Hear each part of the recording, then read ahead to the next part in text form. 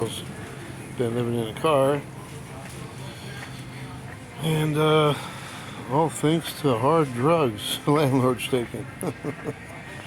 Well, I know it's not really a laughing matter, but here on Good Friday, I just want to give thanks because sometimes it's so easy to look at all our problems and just get caught up in them and not be thankful and lose track and lose sight of what's really important. And this is Good Friday, and why do you call it Good Friday when our Lord went through such a horrible thing? Well, because it shows how much He loves us and how good He was. And it's good because we have salvation because of His work, His finished work on the cross. And of course, He says, pick up your cross and follow me. So it impacts our lives so we become Christ-like and do things that are sometimes very hard and unselfish. Things that aren't fun. God didn't call us to have fun. Ain't nothing wrong with being fun and joking around and having a good life and all that. That's all good. As long as we're still serving the kingdom.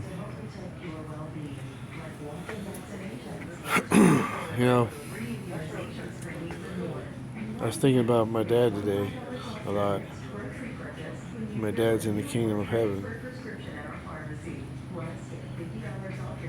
And Jesus said, thy kingdom come, thy will be done on earth as it is in the kingdom of heaven. So, let's say we have an audience up there. And I'm thinking they're cheering on those things that we do that are of the kingdom of heaven. So let's keep that in mind. And we know the commandments. But I want to be thankful today on Good Friday for what our Lord did for us and for what so many did for me and my friends. So many people have helped and really owe some thanks and gratitude. I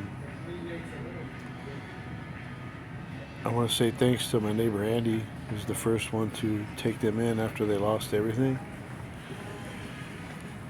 And thanks to my mom for the time that she let them stay upstairs and downstairs. And a lot of people don't know this, but this time around, after the landlord, unfortunately, the last one, started doing drugs and they had to leave there, my mom, I think it was on day 2 or 3 maybe, said, hey, let's take tarps, put them around the outside of my room, hang them down so it'll be a windshield, and then put padding down and tents inside for Emily and her mom. And I was blown away that she said this. First of all, I didn't think that she would say this. But I let the girls know, and they turned it down for 2 reasons. One, because they felt that it was almost too much like before, like it's too permanent, like it's too intruding, and just a fear that a lot of people wouldn't like it and would want to kick them out again. And so they don't want to be in a situation where they're like feeling like they're getting kicked out again, because that's been happening to them a lot. And also that it's just hard for them to get in and out of a tent. I slept in a tent for a night just to see how it felt. I mean, I love roughing it and stuff like that. I mean, tent camping. I used to love camping as a kid. Not as much now, but it's not that bad. But it is hard to get in and out of those tents. Like not like when I was a kid, but it's it's doable. And so that's why they turned it down, and I'm glad they did, because nobody would believe that it was my mom's idea. They would think it was my idea, and I talked my mom into it or something anyway. And that's probably, they were thinking too. But so God bless my mom, the kindness of her heart. She wanted to do that for him. And,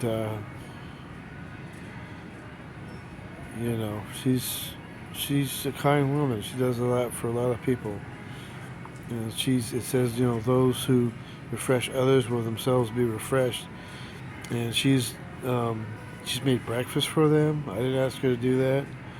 I always try to do it. I don't want any kind of burden on her at all. If there's anything that she doesn't like in any way, I try and deal with it. Um, so thanks to my mom for that. She's got a heart of gold, you know. And that doesn't mean she don't complain. That's what she does, man. She's the best complainer in the world. But I love her. She's also got a heart of gold and just a sweet person. And sometimes I think people take her complaining habit and take it a little too serious. But to each his own. We all love our mom. And so I want to say thanks to her. I want to say thanks to Dan and Carol, who helped us stay in the motel there for a while, for a whole week, and that turned out to be a super blessing because our money just ran out the last week before we got into Cesar's room, and so it was perfect. Wiped out all our money, but or I should say their money. Most of it was theirs. I wish I had the idea about the RV back when they had the money instead of wasting time looking for a room. And I don't know, I must be the worst apartment scout in the world or something. So I just want to say thanks to all you who prayed and gave a little money. Marion, she gave some money, and I want to say thanks for that. And just anybody that's done anything, man. Let's try to help and say thank you. Also, there's a sign the other day of a hawk, and the hawk was far off. I didn't even know it was a hawk, but I knew it was big, because it was 3 blocks away, and I could see this bird, and it was huge. And next thing you know, this bird flies right over by us. And I can see at that point that it is most likely a hawk. I don't think they have eagles out here. But judging by the size of the bird and the transformer, this thing was huge. And I took that as a sign. It just felt, it was just this nobility. It was just God is watching. And so I looked it up, and what is a hawk? What kind of omen does a hawk bring in the Bible? What does it have to say about that? And a couple things were there. It was all positive omens that basically, seek God's wisdom. That God's watching. He's gonna bring you out of whatever you're going through, and also, there was one kind of negative connotation, and that is be careful not to be critical of yourself and others. And I can see how that so much applies to what's going on because, I've been both critical of myself and of others. And it's really it's a waste.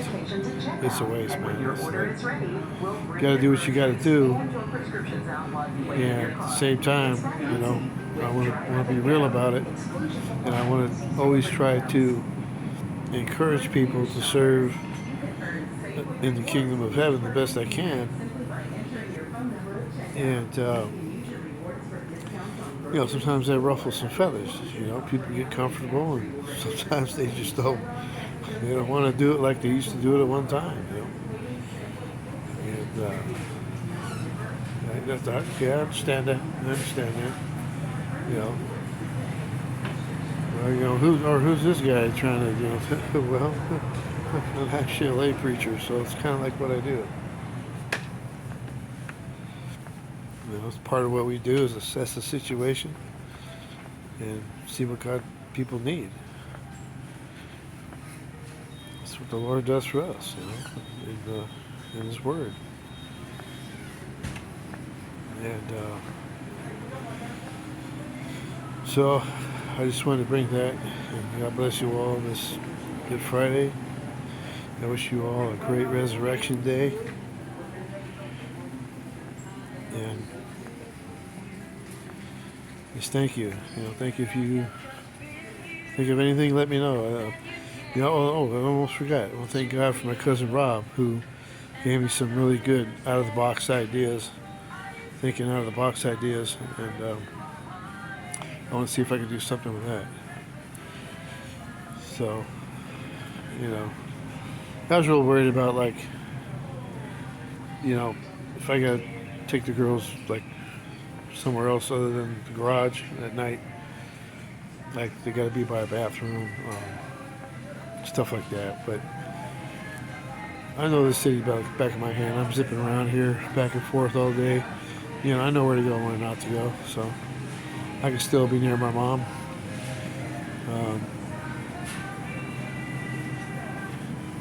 Yeah, I can still see mom, take care of her every day. So I like them apples. So I hope I set the record straight about my mom, that she's no pushover. She does what she does out of the kindness of her heart. She's a Christian lady, and she won't be bullied into anything. If she's got a problem with somebody, a neighbor or something, she'll go right over and tell them. And also, you know, one thing that irritates me that I want to set straight is my friends aren't scammers. They're good people. They aren't dirtbags. They're the victims here. Dirtbags victimize them, scam them. A so-called preacher lady scammed them. Yeah, and went to prison for it. Seen all the paperwork. And, yeah, I'm from prison, so I check paperwork. Yeah. And also, it was their own flesh and blood that stole their money and left them without a pot to piss in.